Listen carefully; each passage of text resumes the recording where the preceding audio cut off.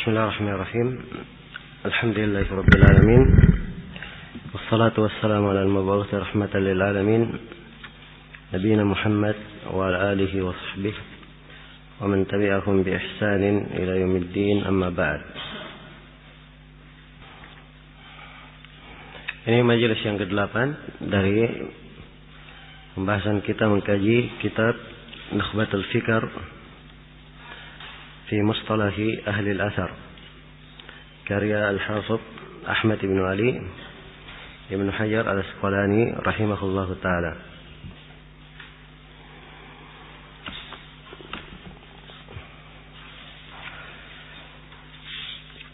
Setelah kita baca pembagian hadits mardud, bahwa hadits mardud itu ada yang ditolak karena saqat di dalam sanad, dan ada yang ditolak karena ta'an padanya. Kita di pembahasan as-saqat dan yang terjatuh di dalam sanad telah diterangkan ada 4 hal. Yang pertama hadits apa?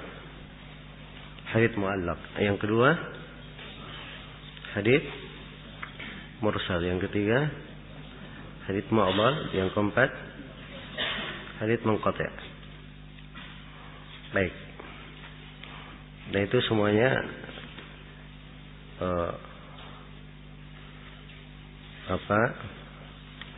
pembahasan telah kita uraikan. Pembahasan yang ke-7, pembagian hadits munqati'. Maksudnya di sini yang munqati', yang mungkin bahasanya lebih bagus, pembagian lain untuk as-saqat. Pembagian lain untuk as-saqat. Diperbaiki ya yang ke-7. Pembagian lain untuk saqat di dalam sanad.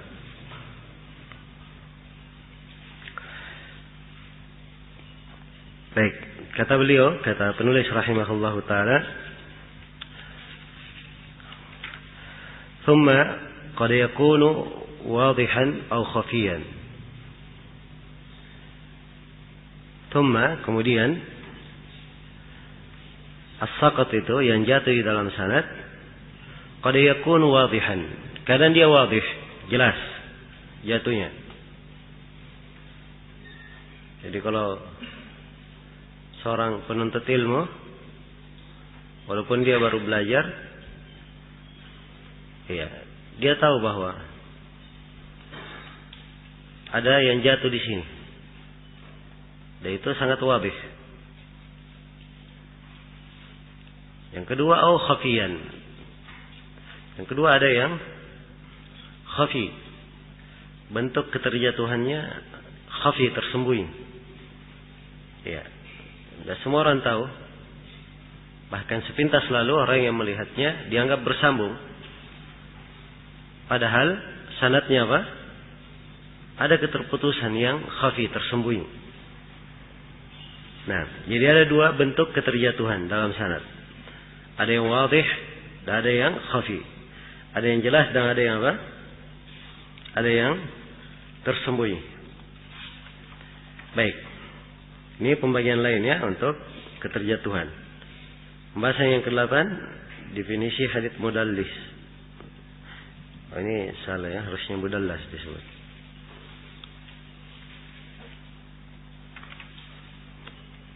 Baik. Kita lanjutkan ucapan Ibnu Hajar. Kata beliau, fal awwalu yudraku bi adami taraqi wa min thamma uhtija ila ta'rikh. Ya, bisa dikatakan ta'rikh dibaca hamzanya, dan bisa diringankan dibaca tarikh. Yang pertama yang wadih, saqat yang sangat jelas, itu diketahui dengan adamut talaqi, tidak berjumpa.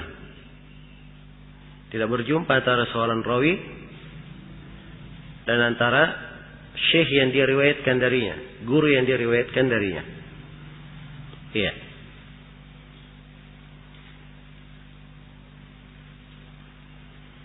Wa min thamma uhtija ila tarikh. Dan yang seperti ini diperlukan apa?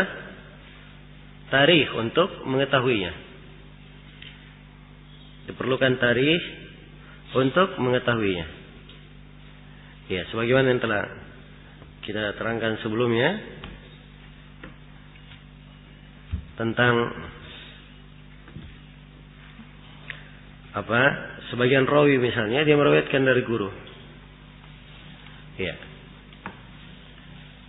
Dia meriwayatkan dari guru.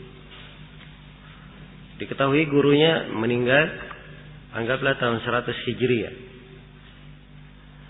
Dan si rawi yang meriwayatkan dari guru itu dia lahir tahun 120 Hijriah. Maka di sini jelas sekali siapapun yang melihat akan tahu. Ya. Orang yang baru lahir setelah 20 tahun gurunya meninggal tentu tidak berjumpa. Dan ini adalah hal yang wadih. Adalah hal yang wadih. Perkara yang jelas.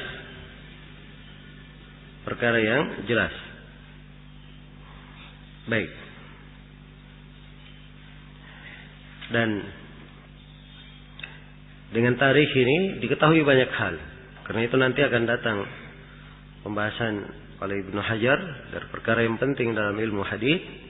Seorang mengenal tawarikh, ya, mengenal tarikh para rawi. Dan ini ada buku-buku khusus menjelaskannya. Insyaallah kita akan terangkan nanti pada tempatnya.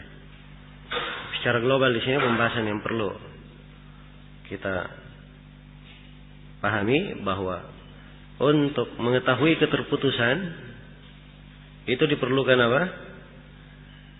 Diperlukan melihat tarikh, mengenal tarikh. Iya.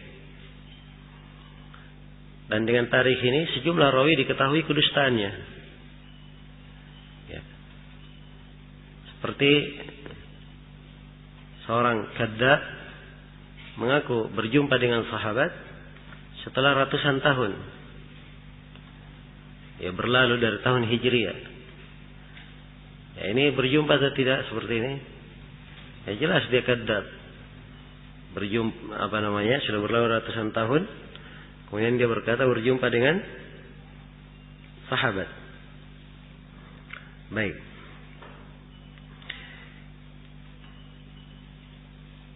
Iya. Jadi diketahui tidak ada perjumpaan antara keduanya. Dan ini diperlukan tarikh untuk melihat waktu lahir rawi itu, kapan dia meninggal, atau waktu dia menuntut ilmu, kemana saja dia rihlah, Nah, Ad-Dhahabi menyebutkan di biografi Rotanul Hind, seorang dari kadzdzabin masyhur. Kata beliau, wa ma adraka ma Rotan, tahukah kamu siapa Rotan itu? Syekhun dajjalun bila raib. Adalah seorang syekh dajjal, tidak ada keraguan. Syekh dajjal tukang dusta. Dhahara ba'da 600 fadda as-suhbah. Dia lahir setelah 600 tahun Hijriah. Setelah itu dia mengaku sahabat. Kemudian kata Ad-Dhahabi, wa sahabatu la yakdzibun, dan sahabat tidak pernah berdusta. Wa hadza jari'un 'ala Allah wa rasulih. Adapun orang ini dia lancang terhadap Allah dan Rasulnya.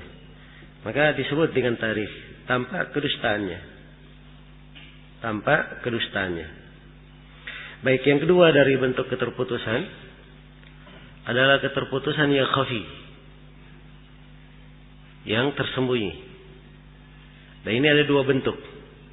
Kata Ibnu Hajar, wasani al-mudallas. As-sani al-mudallas. Wa yaridu bisighatin tahtamilu al-luqi. Ka'an wa qala.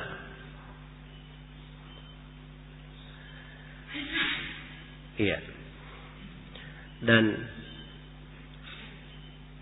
hadits mudallas ini datang dengan bentuk sigah yang mengandung kemungkinan berjumpa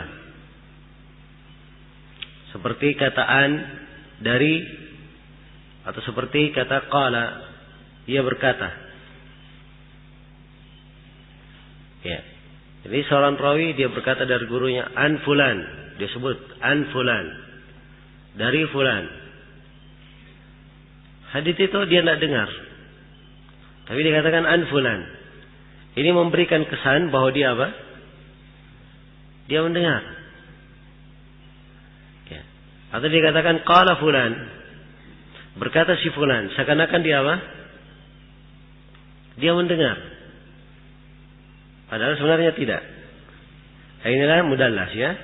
Ini bentuk yang pertama dari keterputusan yang tersembunyi. Wa kadal mursalul khafiyyu min mu'asirin lam yalqa. Ini bentuk yang kedua dari mursal apa? Al-khafi. Apa dari keterputusan yang tersembunyi, yaitu mursal al-mursal al-khafi. Demikian pula al-mursal al-khafi. Seorang mu'asir semasa dengan guru, lam yalqa, dia tidak berjumpa dengan si guru. Tidak berjumpa dengan apa? Si guru. Baik, di sini di keterputusan yang khafi ini Ibnu Hajar menyebutkan dua bentuk lain dari ulumul hadits yang dibahas oleh para ulama. Yaitu yang pertama hadits mudallas, dan yang kedua hadits apa? Al-mursal al-khafi. Nah, mudallas itu apa? Mudallas dari kata dalas. Dalas itu artinya kegelapan. Suatu yang gelap. Iya.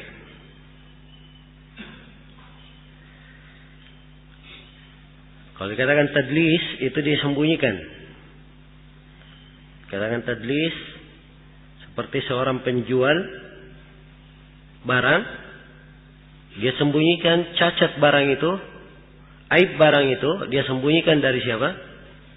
Dari pembelinya. Dia sembunyikan. Ya, maka ini mudallis dari sisi bahasa. Ya, secara umum mudallis itu dari sisi istilah, kalau diistilahkan umum, mudallis ma ukhfiya aibuhu ala wajhin yuhimu annahu la aiba fihi.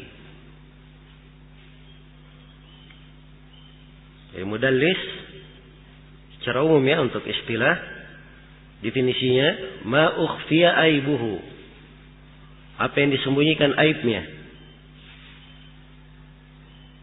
Apa yang disembunyikan aibnya, ala wajhin, di atas bentuk, yuhimu, yang mengesankan, annahu la aiba fihi, mengesankan bahwa tidak ada aib di dalamnya. Iya.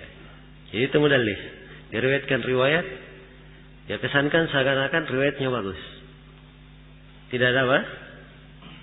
Tidak ada aibnya. Nah, ini definisi global ya. Biasanya mudallis itu oleh para ulama ketika definisikan secara istilah, mereka langsung masuk ke dalam pembagian tadlis. Sebab dari situ tampak jelas apa yang dimaksud dengan tadlis. Apa yang dimaksud dengan tadlis. Ya, yang jelas para ulama dalam membagi tadlis ada beberapa bentuk pembagian. Ada yang membagi tadlis menjadi dua. Yang pertama tadlisul isnad, dan yang kedua tadlis apa? Asyuyukh. Iya. Ada yang membagi menjadi tiga.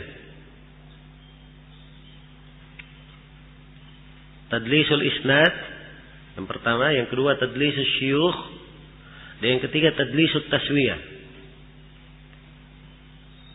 Tadlis at-taswiyah. Ada yang membagi menjadi 5.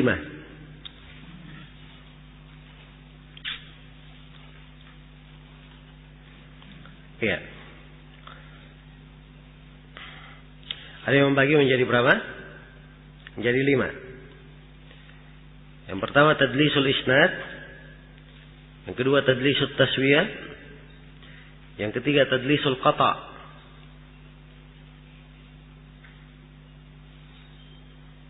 Yang keempat tadlisul ataf. Tadlis al-ataf. Dan yang kelima tadlis asyuyukh. Yang kelima tadlis apa? Asyuyukh.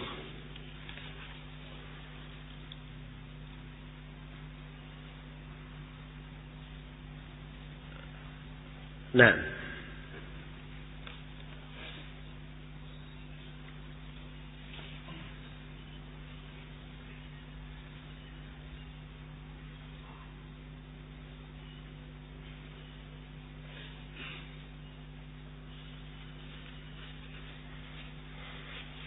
baik.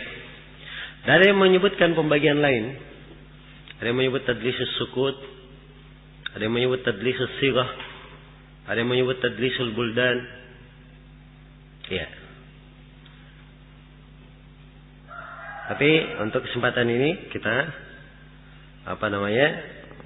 bahas beberapa bentuk itu secara global saja. Jadi yang membagi dua tidak keliru. Sebab seluruh pembagian yang lain selain tadlisus syuyukh itu masuk ke dalam tadlis apa? Tadlisul isnad. Dia membagi menjadi tiga, dia keluarkan taswiyah, karena memang diantara bentuk tadlis yang paling jelek adalah tadlis apa? Tadlis taswiyah. Karena itu dikeluarkan. Dia merinci, mereka mentafsil semua bentuk apa? Semua bentuk tadlis. Semua bentuk tadlis. Iya. Maka jenis tadlis itu banyak. Insyaallah taala saya akan rinci. Tapi sebelum saya rinci, saya beri definisi dulu untuk mursal al-khafi. Iya. Al-mursal telah kita terangkan ya dari sisi bahasa. Al-khafi artinya tersembunyi. Artinya apa? Yang tersembunyi. Nah, dan ini kisim dari anwaul hadis disebut oleh beberapa ulama dengan nama tersendiri, yaitu dengan nama apa? Al-mursal al-khafi. Nah,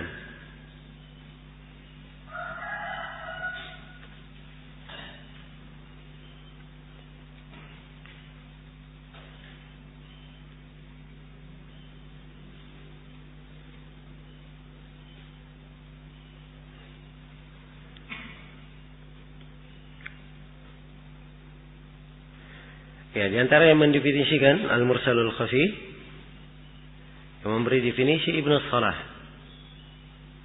Dia beri definisi. Demikian pula Nawawi, Al-Iraqi, As-Suyuti, dan di sini Al-Hafidz Ibnu Hajar. Al-Hafidz Ibnu Hajar. Iya. Mereka memberikan definisi. Walaupun di dalam mendefinisikannya ada perbedaan. Iya. Antara ada perbedaan di kalangan para ulama bagaimana membedakan definisi tadlis dan mursalul khafi. Sebab mursalul khafi didefinisikan oleh Ibnu Salah, ma urifa fihi al-irsal bima'rifati adamis sama' min ar-rawi fihi aw adamil liqa'. Ya, kata Ibnu Salah, mursal khafi apa yang diketahui padanya ada irsal. Bima'rifati adamis sama' min ar-rawi fihi, dengan mengetahui bahwa si rawi itu tidak mendengar dari guru di situ, aw adamil liqa', atau dia tidak berjumpa dari guru. Tidak berjumpa dari apa? Dari guru. Ya, ini bahasa Ibnu Salah, ada kemungkinan dia tadlis bentuknya, dan ada kemungkinan dia apa? Dia dianggap irsal. Ya. Dan tentunya pelajaran ini pelajaran tahap dasar, dan silam pendapat antara hal ini banyak. Maka saya globalkan saja bahwa rawi dia meriwayatkan dari seorang guru, itu tidak lepas dari 4 keadaan. Ini untuk membedakannya antara tadlis dan mursalul khafi.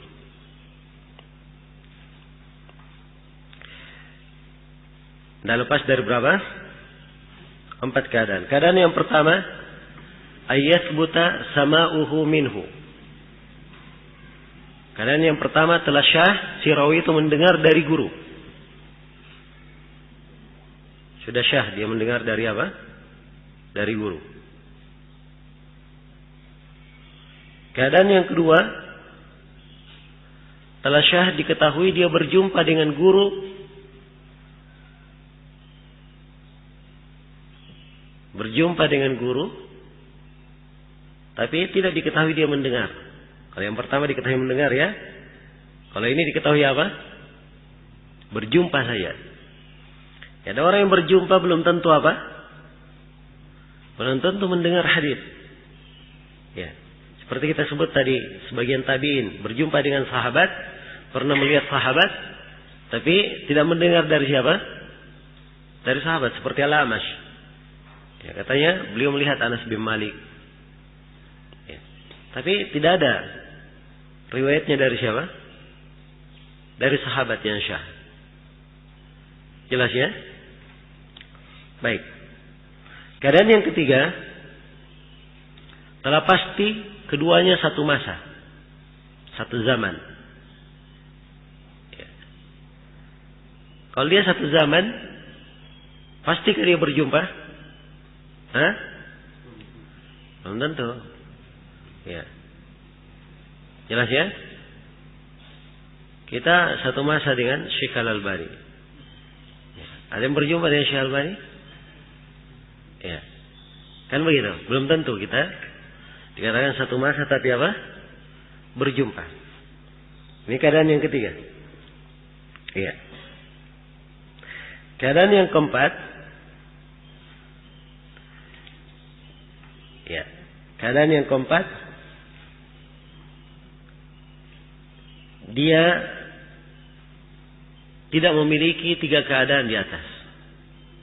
Jadi tidak satu masa. Ya, kalau tidak satu masa, berarti pasti tidak mendengar dan tidak apa?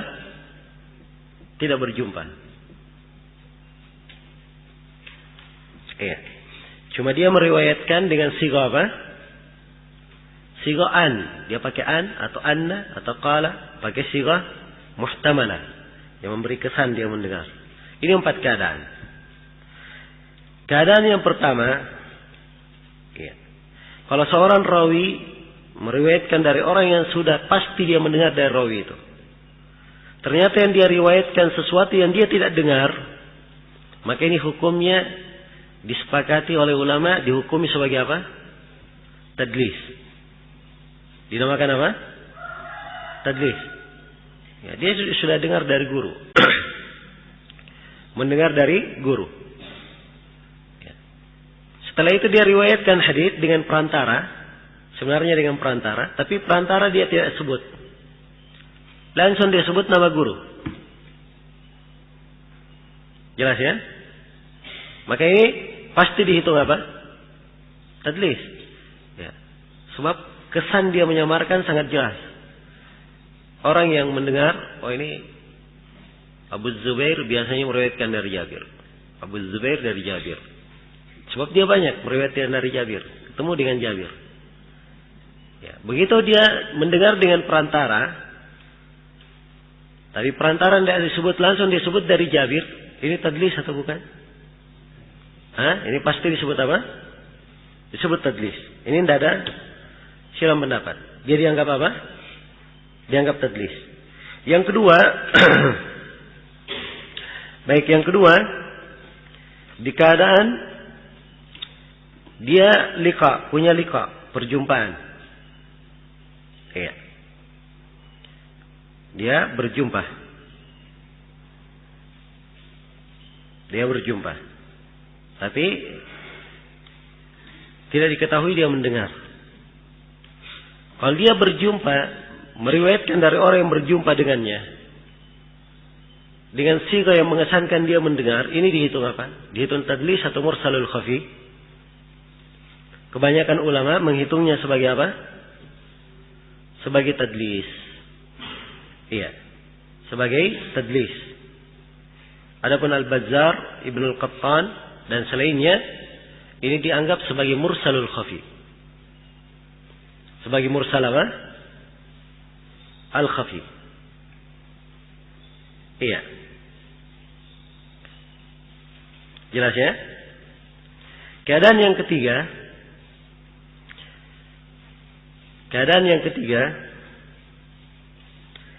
dia meriwayatkan dari orang yang semasa dengannya sesuatu yang dia tidak dengar darinya. Yang meriwayatkan dari semasa, dia tidak berjumpa. Ya. Ini dihitung apa? Dihitung keterputusan. Jelas. Tapi keterputusannya dianggap apa? Tadlis atau dianggap mursalul khafi? Nah, kebanyakannya tidak menghitungnya sebagai tadlis. Berbeda dengan Ibnu Shalah ya. Ibnu Shalah menganggapnya sebagai apa? Sebagai tadlis. Ya, dan bukan cuma Ibnu Shalah saja.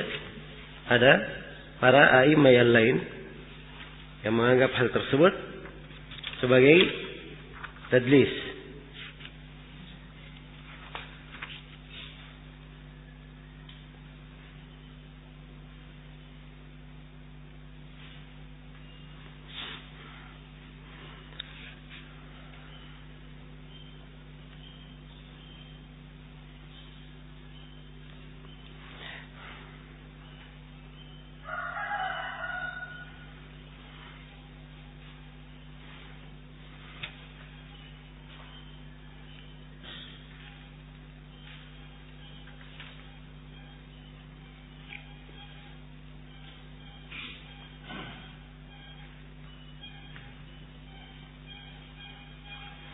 Ya, di antara yang menganggapnya sebagai tadlis selain dari Ibnu Shalah, iya, adalah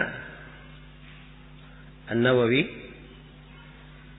Al-Iraqi, Ibnu Al-Mulaqin, At-Tibi, Ibnu Jamal, Ibnu Nasiruddin Ad-Dimashqi. Ya, afwan ya, untuk itu lain itu. Ibnu Shalah, Al-Iraqi, Ibnu Katsir, Ibnu Rajab, Al-Bulkini, Al-Khatib, dan Ibnu Al-Athir. Iya. Mereka menganggapnya masuk ke dalam apa? Bentuk tadlis. Sedangkan kebanyakan yang lain, mereka menganggap itu bukan tadlis. Itu dianggap mursalul khafi. Termasuk Al-Hafidz Ibnu Hajar di sini. Bahkan Ibnu Hajar, ya, berkata mim mu'asirin apa? Lam yalqa. Beliau sebutkan syarat itu. Ya, mu'asir tidak berjumpa. Ya, ini untuk membedakan. Ya, Ibnu Hajar menguatkan pendapat itu supaya beda antara mudallis dan apa? Mursalul khafi. Bagi Ibnu Hajar rahimahullah, tadlis itu khusus untuk orang yang meriwayatkan di keadaan pertama dan kedua. Itu tadlis. Jadi dia meriwayatkan dari orang yang dia dengar darinya atau dia berjumpa. Dia riwayatkan sesuatu yang dia tidak dengar, itu disebut tadlis. Tapi kalau mu'asarah, dia hanya semasa, itu disebut mursalul khafi. Menurut siapa? Al-Hafidz Ibnu Hajar. Jelas ya? Iya. Baik, keadaan yang ke berapa? Keadaan yang keempat. Keadaan yang keempat, dia meriwayatkan dari orang yang dia tidak mu'asarah dengannya, tidak berjumpa, tidak pula apa? Mendengar. Ya, ini di kalangan kebanyakan ahli hadits tidak dihitung apa? Tidak dihitung tadlis. Tidak dihitung tadlis. Iya. Walaupun Ibnu Abdul Bar ada menukil dari sebagian ahli hadits itu dianggap tadlis. Tapi yang benarnya ini bukan tadlis. Ya. Bukan apa? Tadlis. Tadlis itu disyaratkan harus ada apa? Harus ada iham bis sama. Rawi mengesankan dia mendengar. Ini orang tidak semasa. Ya. Misalnya saya berkata, anggap saya ya. Saya berkata Al-Bukhari. Ya. Berkata Al-Bukhari, ada kesan bahwa saya mendengar dari Al-Bukhari? Hah? Tidak ada kesan, sebab saya tidak semasa dengannya. Jauh ya? Iya. Jadi kalau seperti itu tidak ada kesan, tidak ada masalah. Tidak dianggap tadlis. Ya. Yang menjadi masalah kalau ada kesan. Nah, itulah kesannya kalau dia pernah mendengar dari guru, pernah berjumpa, atau di mu'asarah. Di 3 hal ini. Ya. Mungkin ada kemungkinan tadlis. Ya, tapi kalau Ibnu Hajar, ya, dan selainnya dari para ulama, dia pastikan tadlis di yang pertama dan kedua. Kalau dia mendengar dan apa? Kalau berjumpa. Ya. Adapun mu'asarah semasa, ini hanya dihitung mursalul khafi. Dihitung sebagai apa? Mursal al-khafi. Baik. Ya, selesai sudah ya. Apa yang dimaksud?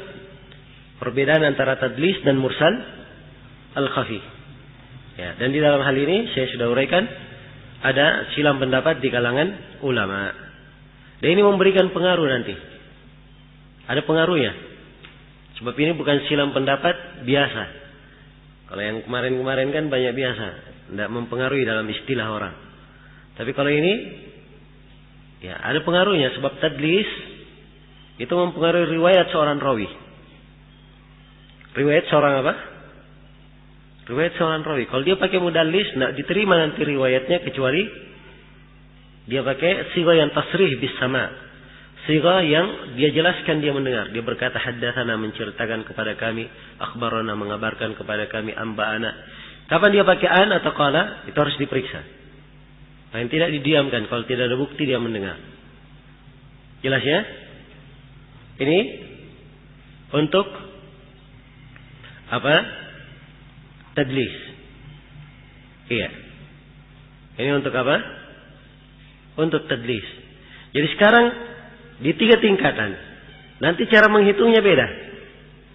Kalau Ibnu Hajar yang tidak mendengar, tidak berjumpa, ini dihitung mudallis semua. Tapi yang semasa kalau meriwayatkan dari orang yang apa namanya, dia tidak dengar darinya, yang semasa tidak dihitung mudallis. Jelas ya? Ya kalau dia tidak dihitung mudallis, riwayat yang lain bagus saja. Dia mau pakai an, mau pakai haddatsan, tidak ada masalah. Tapi menurut ulama yang memasukkan mu'asarah, ini juga dihitung apa? Dihitung tadlis. Karena itu memang buktinya, ya, di buku-buku yang menyusun nama-nama para mudallis, mereka berbeda dalam menghitung berapa jumlahnya. Jelas ya? Berbeda dalam menghitung berapa jumlahnya. Ya, karena itu antum jangan heran, Ibnu Hajar punya buku ya khusus nama-nama para mudallisin. Iya. Al-Ala'i juga di Jami'ut Tahsil menyebut kaidah tentang hal ini dan beliau terangkan sejumlah nama. Dan ada buku muasir, ya, orang menulis di masa sekarang, dia membawakan nama-nama mudallis lebih banyak lagi dari yang disebut oleh Ibnu Hajar. Kenapa? Sebab dia masukkan dalam definisi tadlis sesuatu yang tidak dianggap oleh siapa? Oleh Ibnu Hajar. Jadi berbeda di dalam hitungan. Ya, ini pengaruhnya ya. Ini pengaruhnya. Walaupun seorang ahli hadits, hal ini sebenarnya bukan hambatan baginya. Sebab tiap kali dia mendatangi sebuah sanad, dia periksa sanad itu dari segala sudutnya. Termasuk dari arah tadlis, ada tadlis atau tidaknya. Ya, dan ini mengharuskan dia memastikan banyak hal. Banyak hal yang akan lebih detail ketimbang kalau kita berbicara tentang kaidah-kaidah global saja. Ya. Baik, sekarang saya akan berpindah jadi tentang hukum tadlis dan mursalul khafi. Ini dilihat nanti. Tadlis itu